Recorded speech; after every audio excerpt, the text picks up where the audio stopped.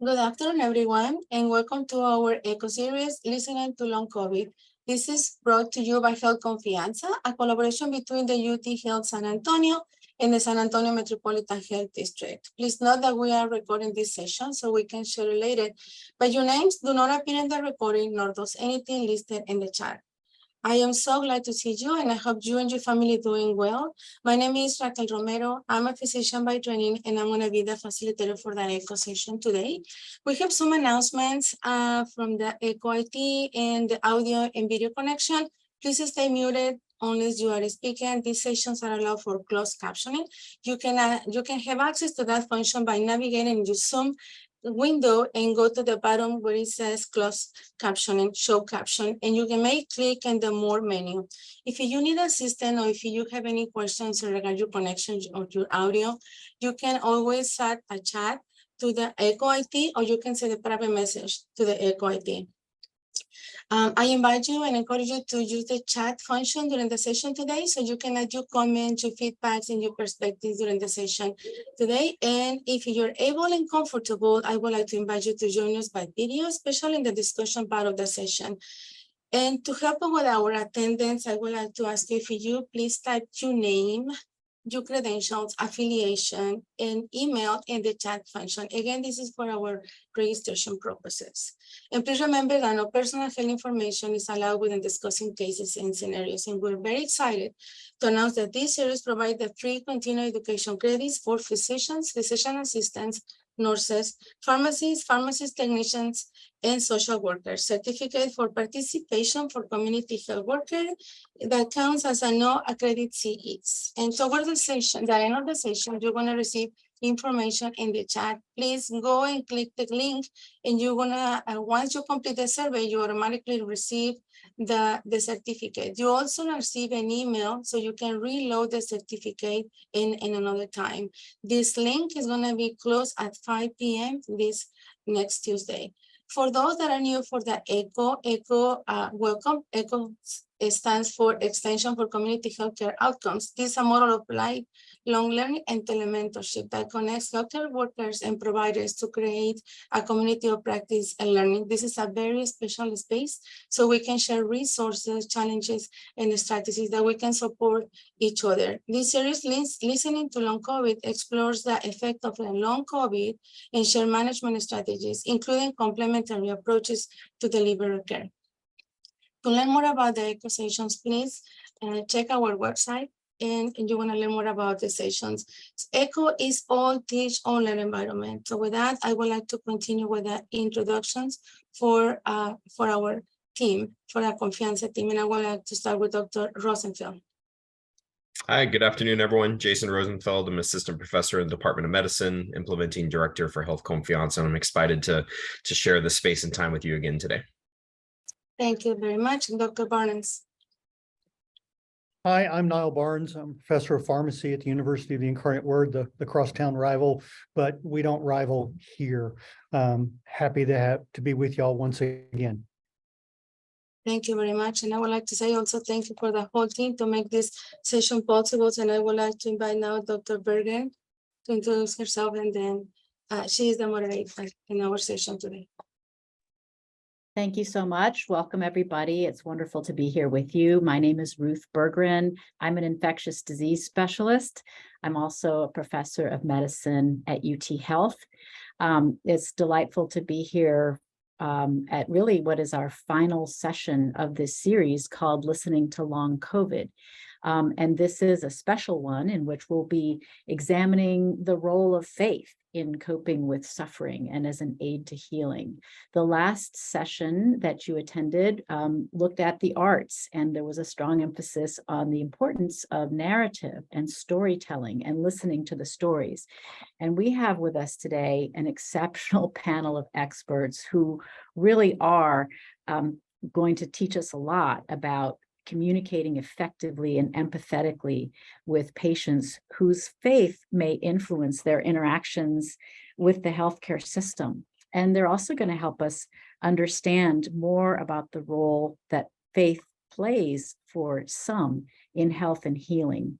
And we also hope that through this session, that all of us will have a better recognition for the diversity of faith communities that we have in Bexar County. So that's an overview of the learning objectives, what it is that we hope to accomplish in today's session. And what I'm now going to do is to call on each of our panelists to briefly introduce themselves. We have representatives of Christianity, Judaism, and also Buddhism. And I will ask each leader to introduce themselves, and then we will have a panel discussion where, well, we'll hear from each panelist for about 5 to 7 minutes, and that will take the place of our usual didactic session. After we have those presentations, those brief presentations, hearing from each of our guests, Dr. Jason Rosenfeld will tee us up for a video in which we will hear once more a story of long COVID. After the video, we will engage in Q&A, and we are counting on you, our audience, to participate and educate us as well. And I remind you, as Raquel does every time, Dr. Raquel Romero reminds us that this is an all teach, all learn environment. So with that said, I would like to first call on Rabbi Nathan to introduce herself, and then we'll keep introducing, and then we'll come back to you, Rabbi Nathan, for the first presentation. Thank you. Great. Hi, I'm Rabbi Mara Nathan. I'm the senior rabbi at Temple Bethel, which is a Reform Jewish congregation here in San Antonio. Thank you so much. And next, I would like to call on Pastor Anna Gordy. Hi, I'm Pastor Anna Gordy of Pláticas de Santa Sofía. It's a mission development of the Evangelical Lutheran Church in America, or the ELCA. I also serve the broader community as a spiritual director and therapeutic art-based life coach. Thank you so much. And I now call on Mitra Mark Power. Hello, everyone. Thank you for allowing me to be part of this conversation. Mitra Mark Power. I live in the Hudson Valley of New York. I have been a member of the Buddhist community, kind of widely, generally speaking, for many years. And what can I tell you? I was in my professional career for many years, was also a chaplain in acute critical care, palliative care, and hospice. Thank you so much. And now, Reverend Claudette Copeland, would you please introduce yourself?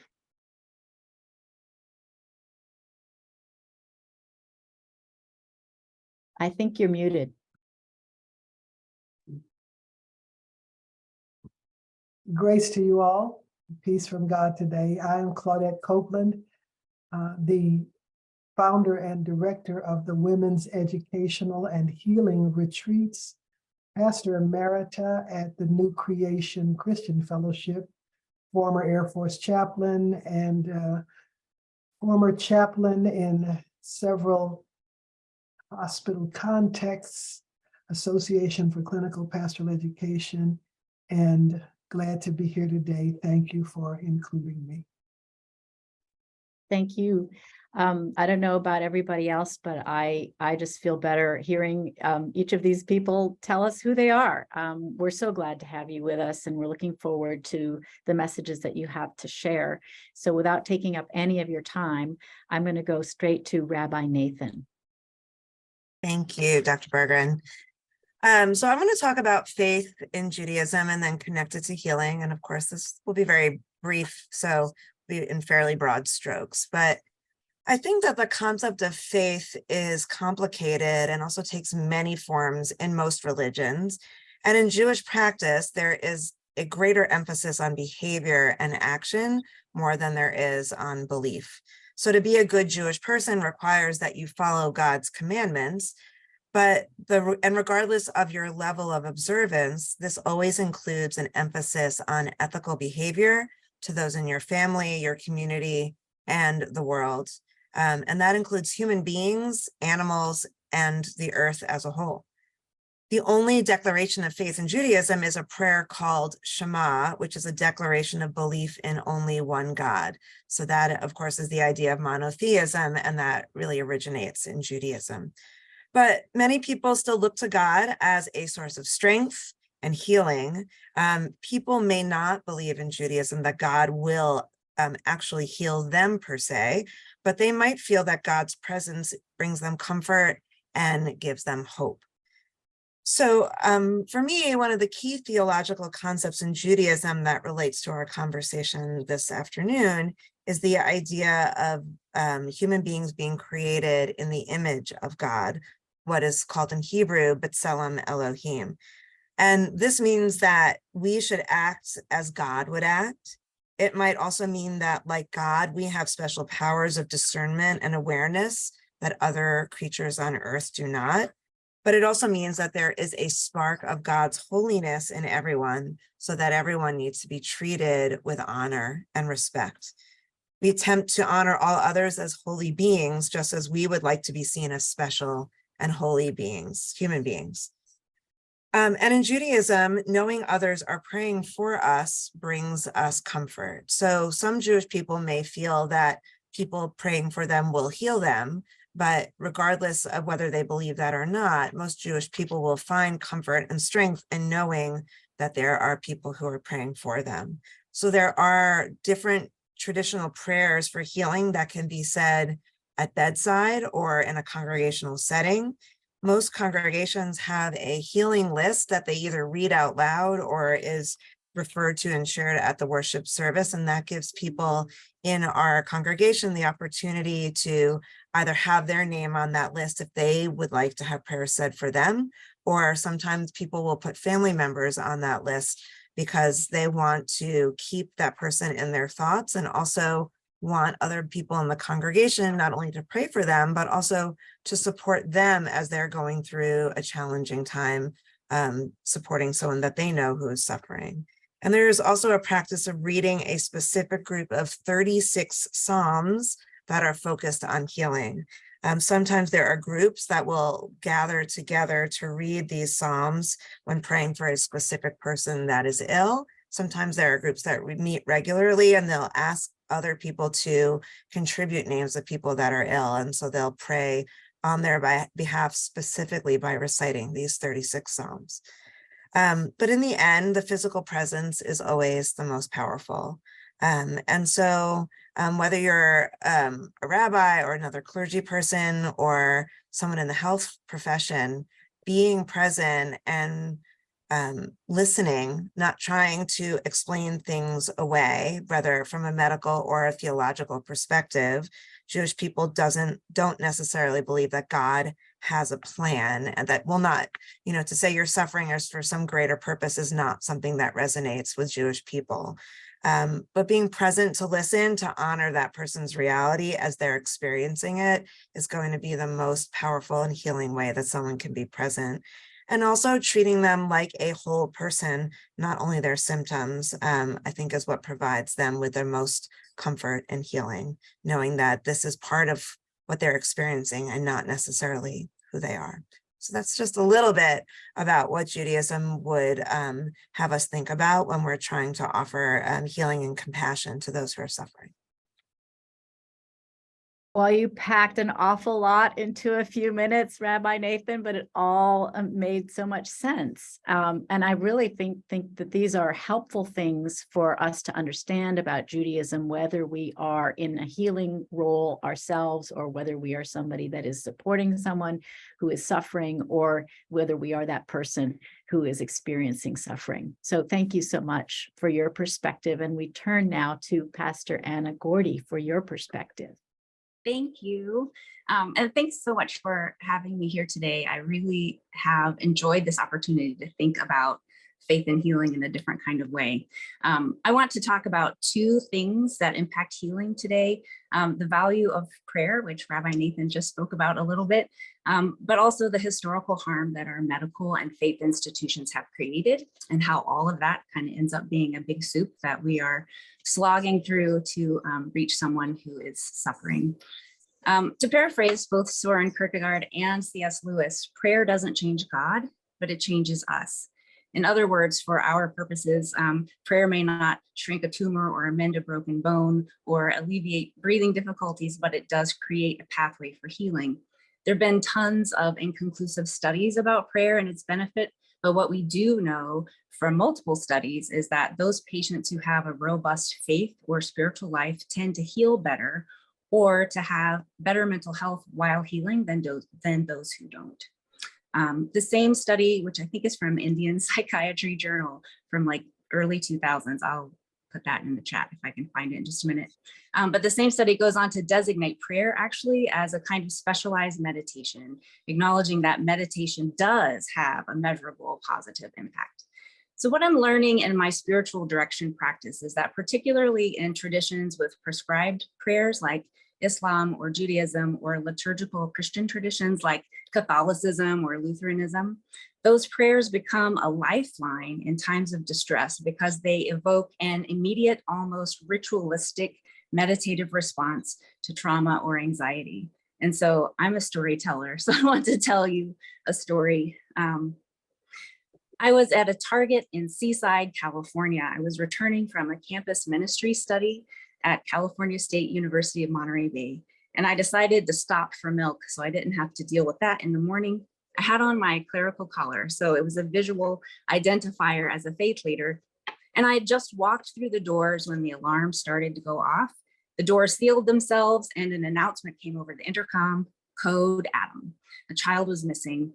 And almost in perfect sync came the anguished cry of a woman, followed by wailing and rapid fire Spanish. And I realized that this woman must be the mother of the missing child. The security guard standing with her spotted me and thrust this woman into my arms before he ran off. Now, I don't speak Spanish, but I understood enough to know that she was crying out, my God, my God. And I made an educated guess that she was likely Christian. And so I began Padre Nuestro, and she joined me in prayer as if it was a compulsion. So we prayed together, holding on to each other, the Lord's Prayer, her in Spanish, me in English, for what felt like an eternity. But even as this woman was living every parent's nightmare, she calmed down immediately. Her eyes closed, her breathing evened out, and she focused on this prayer that almost every Christian knows by heart. Her little boy was found safe and sound. Like thousands of children before him, he'd been playing a game of hide and seek in the round racks of the women's clothing section. He just forgot to tell his mom that he was playing a game. But I've never forgotten that family or the clear power to me of ritualized prayer to ground and center and calm the sympathetic nervous system. As spiritual and physical healers, I think it's practical and prudent to learn a little of a variety of faith traditions. Then as we encounter those who present to us in a vulnerable state, we're equipped to walk with them or to be at least empowered enough to ask questions of those living the rich variety of faith, like here in San Antonio. The second thing that I want to acknowledge is that those of us who are engaged in institutions of healing, be they physical or spiritual, are connected to institutions that have historically harmed the most vulnerable of us. We cannot forget the atrocities of the Tuskegee Institute, where Black men were allowed to suffer with untreated syphilis, or the experiments done without consent on the cells of Henrietta Lacks, or the countless medical experiments perpetrated by the Nazis on Jews and queer folk and other minorities. Likewise, I'd be remiss if I didn't acknowledge the systemic racism and sexism and homophobia and protection of the powerful, which my own denomination and many other organized denominations are guilty. So it'd be good for each of us to enter a space where a person who's ill, understanding the harm that our very presence may evoke, even as we come to help. We may be met by deep-seated and understandable distrust. And it's good if we can separate those patients' feelings toward the institutions we represent from who we are as individuals. In other words, it's never about us, it's always about them. I don't believe that we need to enter that space of healing and name all those things, but I do think that we should be aware of them so that if the naming of the thing is healing or anxiety reducing for a particular patient, then we can be prepared to do so. And that might be the first step towards a spiritual and a physical healing. And as we know, those two things are often interconnected.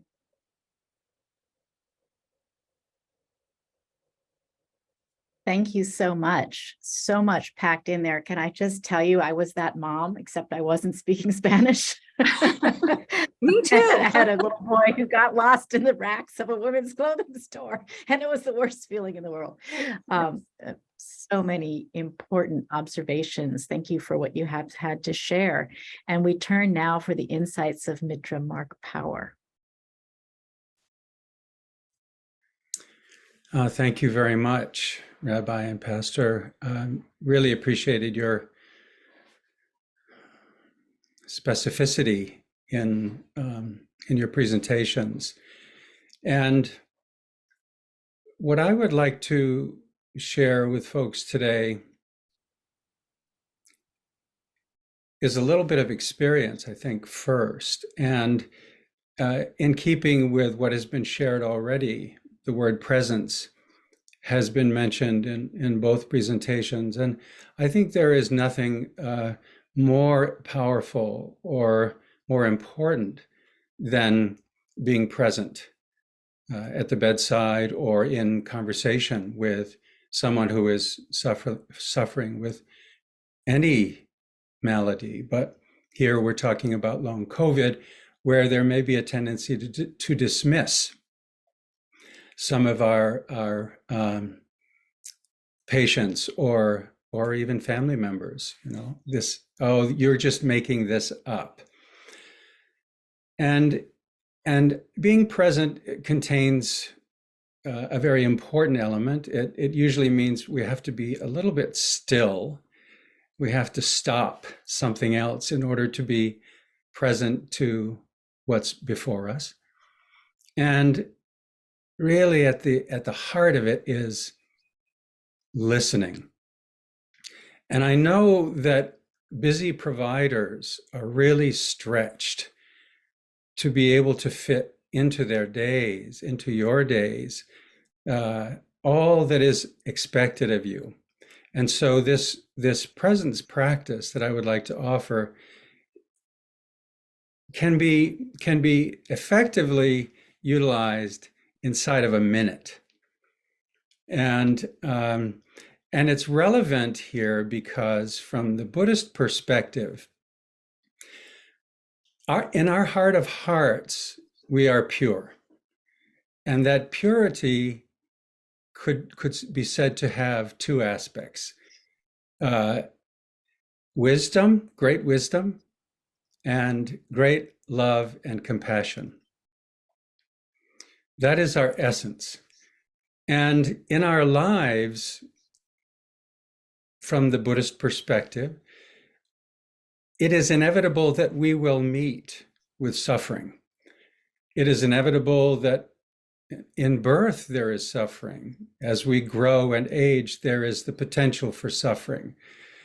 In illness, of course, there is suffering, and then there is death. And as Buddhists, we're often invited to contemplate these things so that when we meet them, if we have strength of faith, if we're really connected to our tradition, then reminders can bring us back to that sense of, well, in my heart of hearts, I'm pure. What is a powerful reminder? The presence of someone who is actually right there with us, looking at us, listening to us, and perhaps asking a good question. And so here's the experiential part of this, and I'd like to ask you to do it with me, and we'll do it, I hope, inside of a minute. You can do this with eyes opened or closed. Here we are. You're certainly going to be eyes open if you're in front of another person, but feel free to be comfortable any way this works for you. The first thing to do is pause. What do I mean by that? Interrupt that stream of thoughts just quickly by becoming still. We don't have to freeze. We don't have to kind of go somewhere to do this. We can find a place in ourselves where we notice, okay, I'm still. There's a lot of movement around me, And there's a lot of movement within me, but I'm present to it. Breathe. Just take a breath with awareness. And especially as we breathe out, as we exhale, emphasize the sense of release. It doesn't take away our stress, but it begins to impact our stress or our distraction. I know I'm almost at my time here.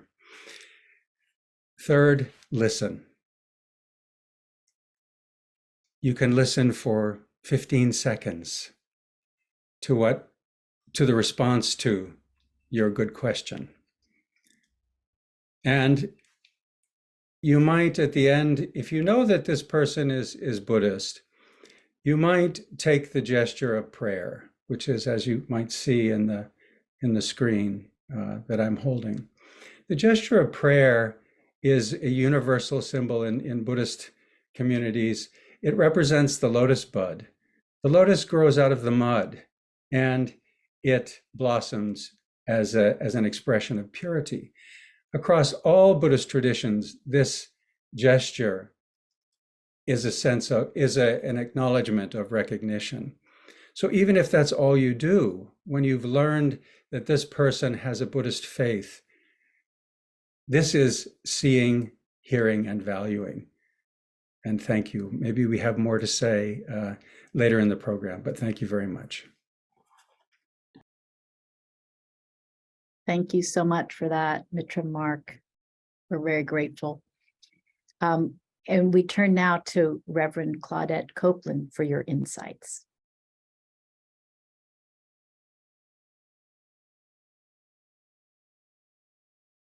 Thank you. Each of you have been so rich. As a Christian and as a Black woman in this culture, as a survivor of multiplied childhood and adult illnesses, and as a Christian minister, the centrality of the Christian message is the incarnation, that God became human, that God shares in our humanity, is central to those of us who suffer and to those of us who have wanted to be understood and comforted in our suffering. For you that are scientists, perhaps in honoring the faith or the faith traditions of the people you care for, you might bear in mind that suffering raises questions of the ultimate issues of the person in the bed. That suffering raises the issues, the ultimate issues of where am I going if this suffering does not end? Where will I end up? Why am I suffering? Suffering raises issues of guilt and the need for absolution. And so to honor the faith of those persons in your beds who are Christians, it is so valuable to pay attention not just to the science, but to honor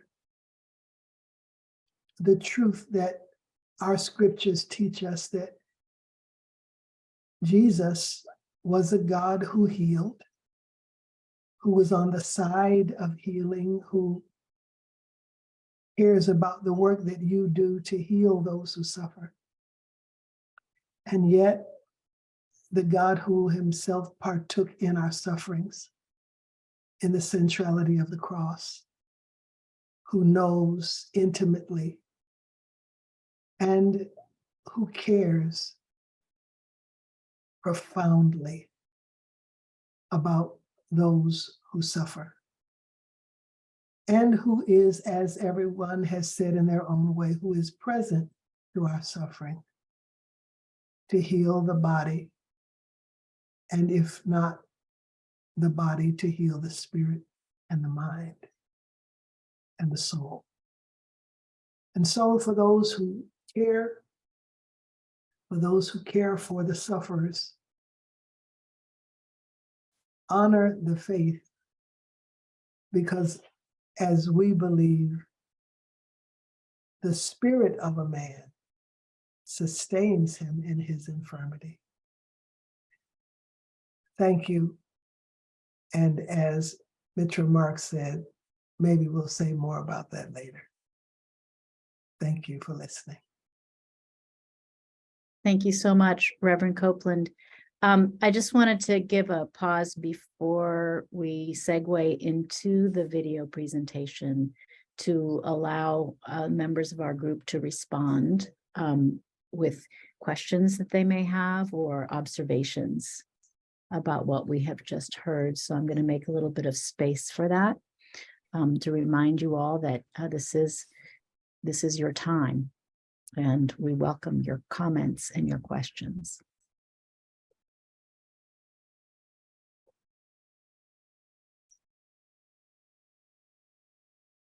This just reminds me the hustle and bustle of the clinic, the hustle and bustle of a outreach.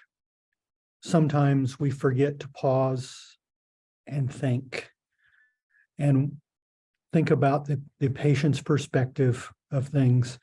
And all four of our speakers today spoke slowly, succinctly, and with forethought. And it helps to remember to do that. And I will take that as a reminder. I hope others do as well. Couldn't agree more. Thank you.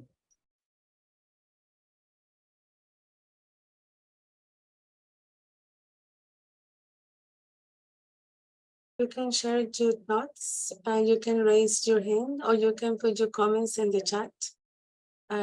This is a very special space that we can all share our thoughts and our feelings. And so I invite you and encourage you to do that. So Dr. Berger mentioned.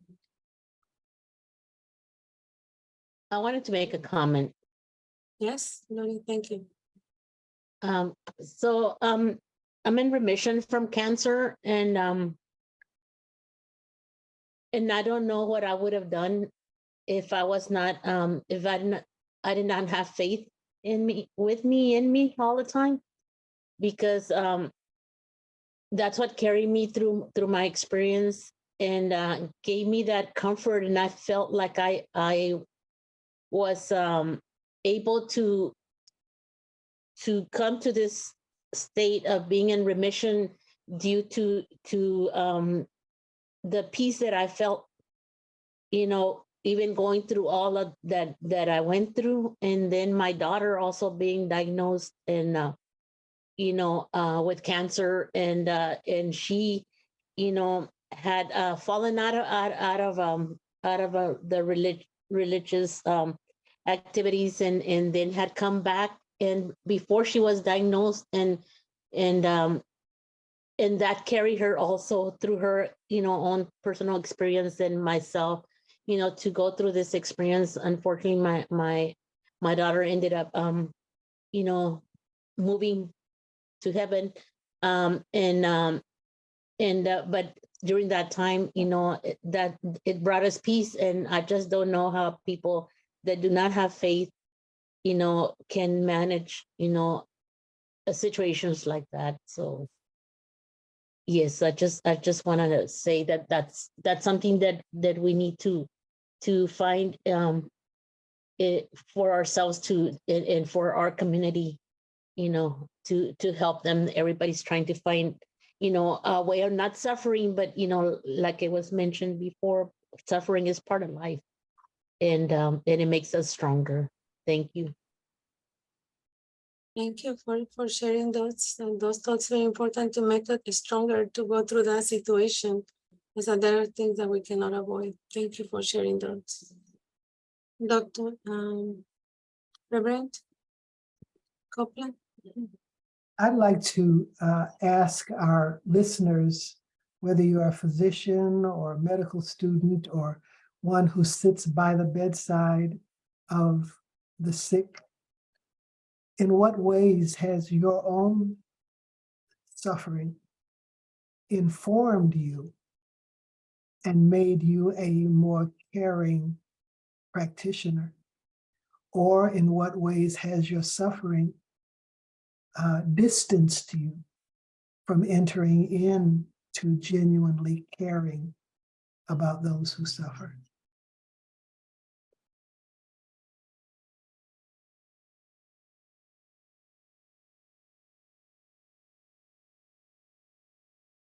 Yeah, thank you. Thank you so much for those. I also see several comments in the chat. Dr. Berger.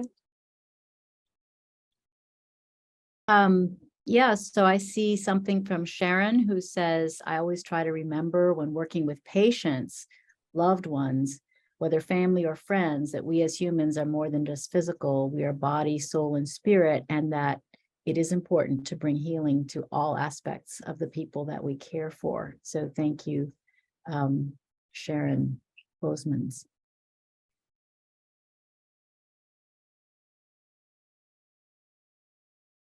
And I was just going to also call Linda put into the chat. She appreciates this as a great reminder. As a nurse administrator, she'd like to bring some of this to her nursing meetings. And I'd like to maybe pose this to our panelists. Are there resources that she might bring to this conversation with her nursing team to kind of help bridge this conversation around different religious cultures within the clinical context?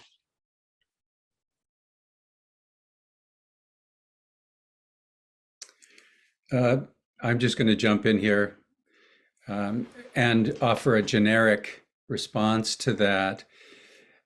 One thing that, as a Buddhist and as a chaplain, I was often probably the only Buddhist in the entire hospital or hospice setting. And so there was a lot, and I wasn't ministering simply or only to Buddhist patients, or there would have been no need for me. So it was imperative for me to be the learner and to let the patients teach me what is important to you vis-a-vis your faith. What is sustaining you? What do you feel is broken? What do you feel estranged from? And being able to ask a good question is how I think of it. A question that you don't already think you have the answer for. And let the patient teach you. I found that I got in more trouble, so to speak, when I thought I knew. Oh, this patient is such and such. Therefore, I should offer, the menu. Well, certain things would have been useful, but first and foremost, it was, what do I know about this person? And do they trust me? So that's what I think for now. For me, as an infectious disease specialist, coming to the bedside or encountering a patient in clinic, asking questions also is the way that I like to start. But I find that I can, just by asking a question, maybe remind a patient that they have other resources outside of a prescription that I might write or medical advice that I might give, just by asking them if they're part of a community of caring people. And if that leads to something else, it could even prompt me to ask if they've thought about putting their name or their loved one's name on a prayer list for whatever congregation might be praying for them. So that's something that I was reminded of when Rabbi Nathan was speaking. But sometimes by asking those questions, a healthcare professional can open the door to remind people about these other parts of their lives that can be healing.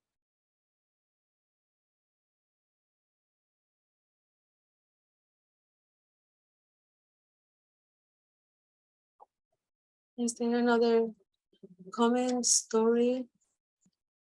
I want to point out that Rabbi Nathan put the 36 Psalms that have to do with healing.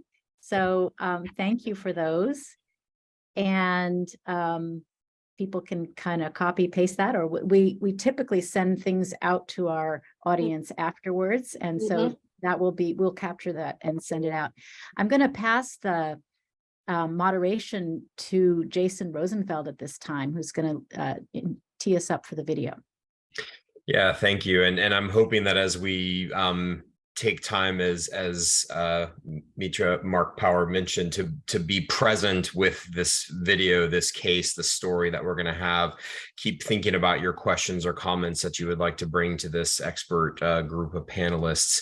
So again, for this Echo series, we are bringing cases of individuals sharing their stories of long COVID, and hearkening back to our last session on arts and healing, the power of the story to help us bridge culture and science, but also to begin to understand things that we don't fully understand. And in this case, the complex constellation of long COVID and how people are suffering and managing their illnesses. And so again, I want to invite us to be present, to bear witness, and then we'll spend a few moments reflecting as soon as the story is over. So Carly, if we're ready.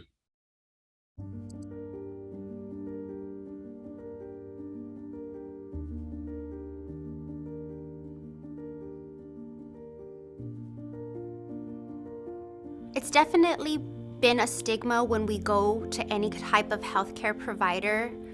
Sometimes when we tell them, that we believe that this is because of the COVID, we're dismissed. We never feel like we're taken seriously enough to show that this was never a problem until she had COVID, and now it's completely changed everything about her.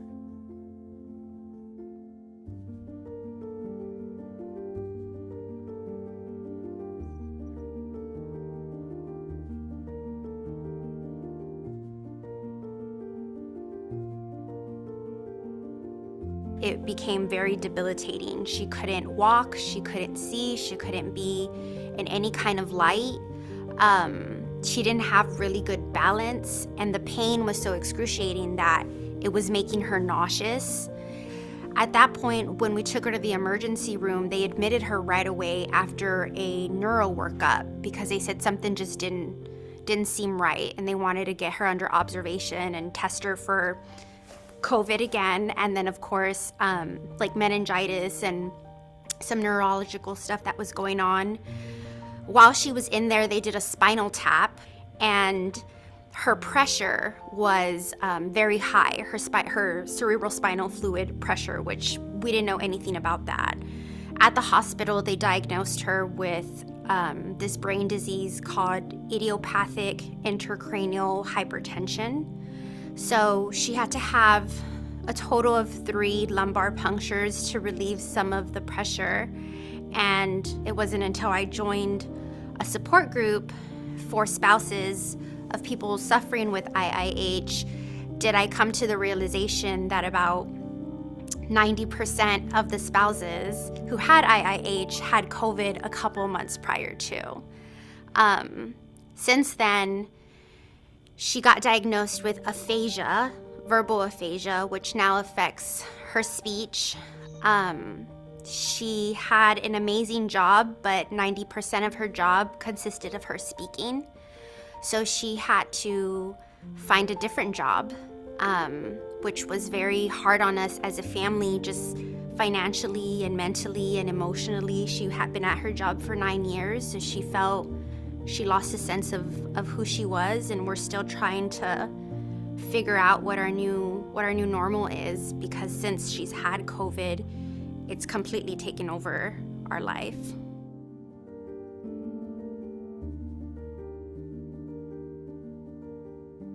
Even if they don't have an answer, just helping us feel like we're not alone or we're not crazy would in itself alleviate some of the mental and emotional stress that comes with taking care of somebody who has long COVID. One of the things that was really hard is that they heard what we had to say in that 30 minutes to an hour of our appointment. But I've been with my wife for 15 years.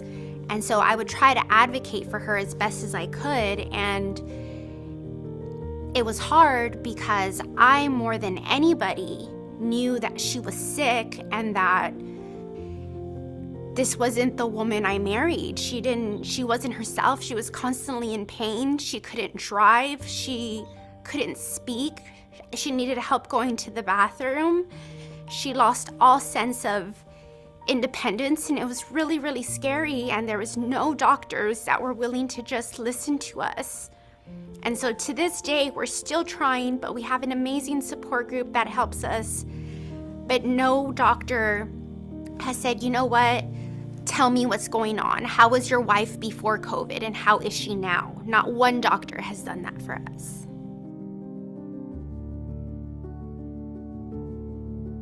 We're just taking it day by day. My wife is having some better days. So on those days, we try to have some sense of normalcy. We don't take our time with each other for granted. Through sickness and health is a real thing when you commit your life to somebody. And that sometimes at the end of the day, all you have is each other. And so if anything, I've learned patience and love and compassion.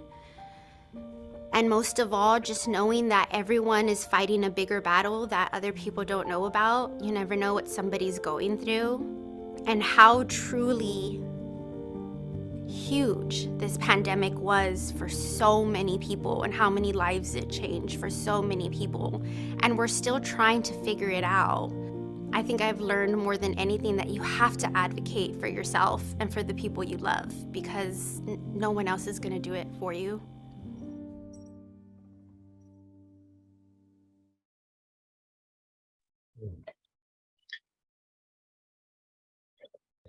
So again, I'm thankful to all of our storytellers for sharing their vulnerability. Sorry, I'm slightly emotional after that one.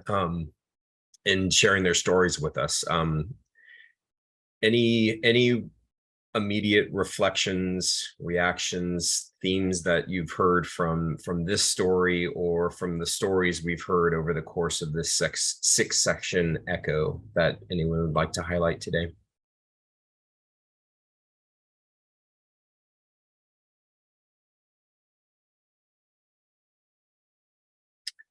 I'm happy to start us off. I think it harkens back to one of the first things that Rabbi Nathan shared about the spark of God within all of us and needing to treat everyone with respect. And it feels from this story that this individual and her partner did not receive that in the way that they had hoped for. And I think we've heard this throughout many of our stories, the dismissiveness. Eddie, you've mentioned this in your own cases, sharing here in the room. And I hope that if we take anything away from this entire series, it is to take the time, as Mark mentioned, to be present, to hear people and their experiences.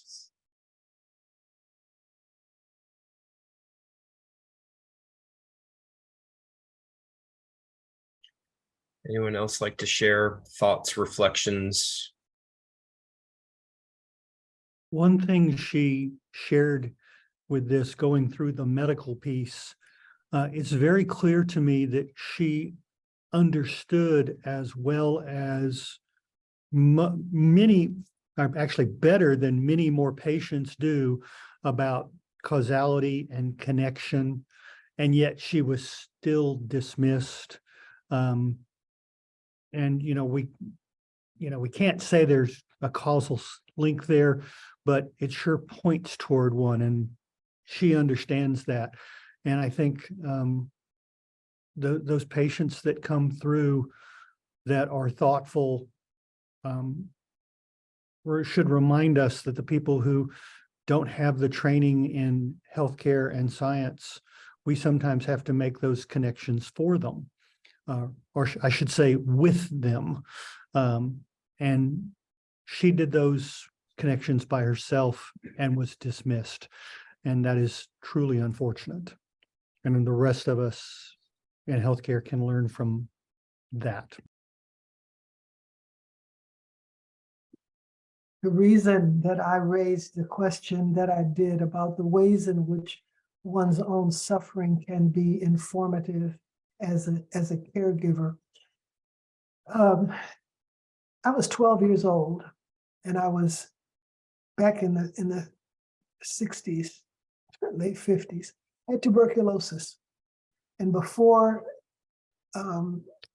treatment was as it is today, I'd had a lung surgery, and I was in an isolation room.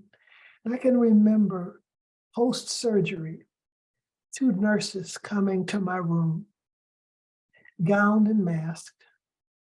Remember now, this is a little Black girl in Buffalo, New York, in basically post-Jim Crow era. And I remember the nurses coming to my room and them whispering to each other. And one said to the other, "Don't touch her, don't touch her." And they took the sheet as though it was a potholder and began to turn me as though I was a leper. I was 12 years old, but I never forgot the feeling of being repulsive to those who were supposed to care for me. I say that simply to say that those moments of being dismissed, those moments of being set aside, those moments of being, as the Christian scriptures talk about Jesus and his care for lepers, were profoundly, profoundly impactful to me in my formation as a carer and a caregiver.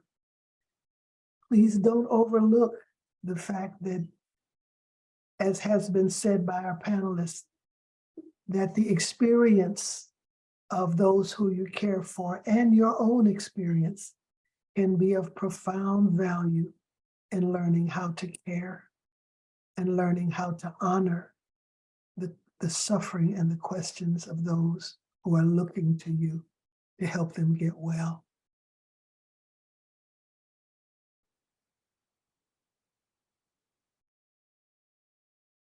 Yeah, there are some situations that just touch our hearts just by listening all those stories in those moments. Thank you very much for sharing. It is touching my heart. Yeah, really, I'm saying is. I also see a comment from Eddie Sanchez. Did you wanna to elaborate this comment a little bit more? I was reading that, and also I thought, yeah. Yeah, I didn't realize some of the changes that I've been going through. My wife, I guess, has been keeping track of things. Yeah, there was a lot of food that I like today. I used to be very picky about food, and I am no longer. It doesn't matter. People ask me, "So where do you want to go eat?" It's like, it doesn't matter. And I was the first one that would pick out the restaurant or something that I'd be craving. And things like that, my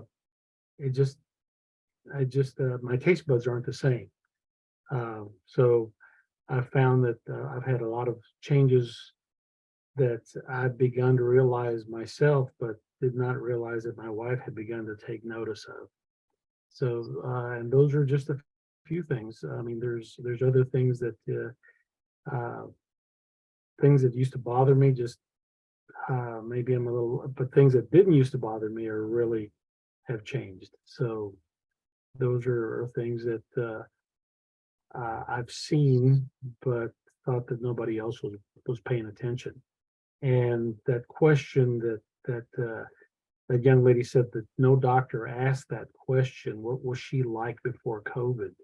I think that's an important question to ask, because the person that we see now is maybe a completely different person from the person that other people knew at one time. So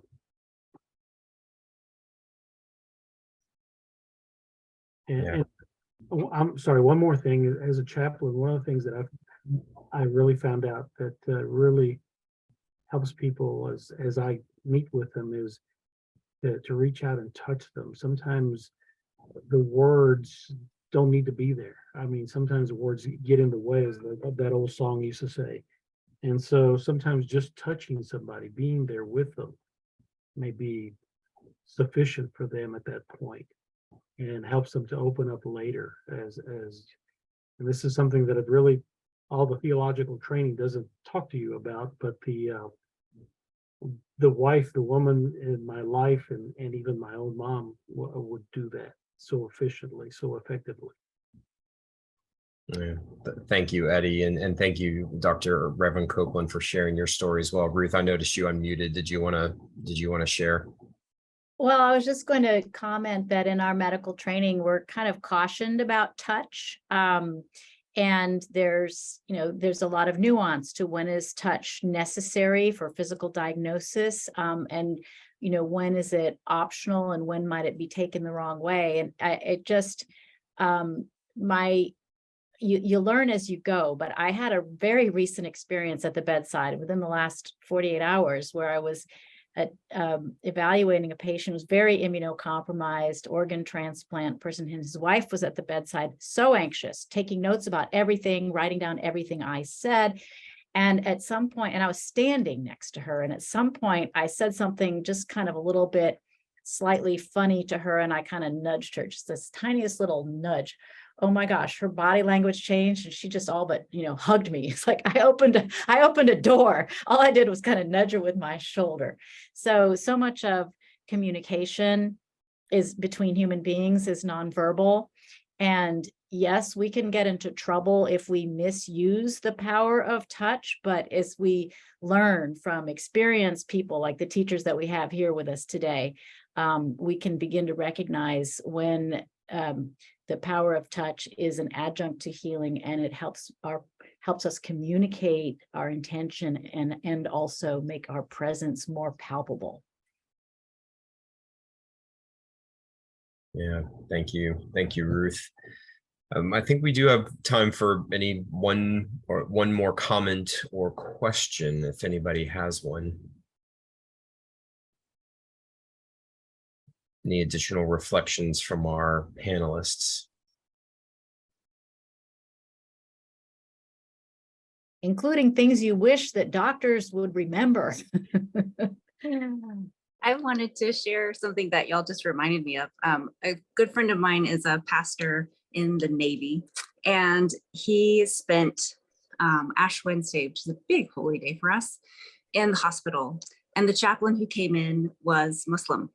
So he received an imposition of ashes. Remember, you are dust, and to dust you shall return, from a Muslim imam on Ash Wednesday. And he said, that was the first time in years that it was so holy and meaningful on so many levels, right? This thing that should be not accessible because of where I am on this day, but also who came and did this for me, that he took the time to learn what to say and how to do it, and made sure that I was able to connect with God in the space of healing. He said, I know it's really dumb and I didn't do it, but I just felt like I could get right out of bed. So I think don't underestimate your ability to reach someone by learning about where they're coming from. It's such a nice encapsulation of what I think we've really been trying to achieve in not just this short, long COVID echo session, but our entire echo series around COVID and health literacy is, seek to understand, listen, treat everyone with the respect that they deserve as humans, right? I mean, it's coming down to just base human nature. Just a couple of notes that I made, Raquel, if I might, just to kind of bring our conversation here to a close. I wanted to thank Mitra Power for his comments in the chat. If you haven't read it, it's very powerful. But the spark of God is within us, so we need to treat everyone with respect. The power of prayer, of coming within ourselves and finding that spiritualness within ourselves to get us through infirmity and suffering, and then really being present and hearing people's stories. Again, if we can, that's the one thing I want us to take away, is to really take the time and slow down and get curious about whether it's the patient in front of us, the neighbor in front of us, the person in the grocery store line with us, if you're so willing to just get to know our fellow humans for who they are and hear their stories. And by being present, as Mitra Power says in his chat, it can be healing in and of itself, separate from and not from the treatments that we may get in our clinical environment. So those are my comments. Ruth, I want to give you a chance to make any comment, and then over to Raquel. Really, we're at the hour, and I think this was just such a rich session. I feel like I've experienced some soulful healing myself just by being in everyone's presence. And I really thank Reverend Copeland, Mitra Mark, Pastor Anna Gordy, and Rabbi Maranathan for what you've contributed, putting a wonderful finishing chord to our Listening to Long COVID series. So thank you all. Thank you. I don't have anything to add. I'm just going to echo what Dr. Rosenfeld and Dr. Berger mentioned. Thank you for being our session today. It was a beautiful moments and wonderful moments that we all shared today. Thank you so much for opening your hearts, and thank you for your participation in this series. This is the last session that we have. They have some links in the chat for you. Please complete some of those surveys for continuing education credits, but also provide your feedback about this series. We want to hear, we want to listen what it is in your hearts about those sessions, and maybe we can maintain this growing. There is a link that I already see that. Thank you so much for coming, and we're just looking forward to our next session. Remember, the links are going to be open to Tuesday, 5 p.m. Thank you so much, and you have a wonderful and blessed the rest of the day.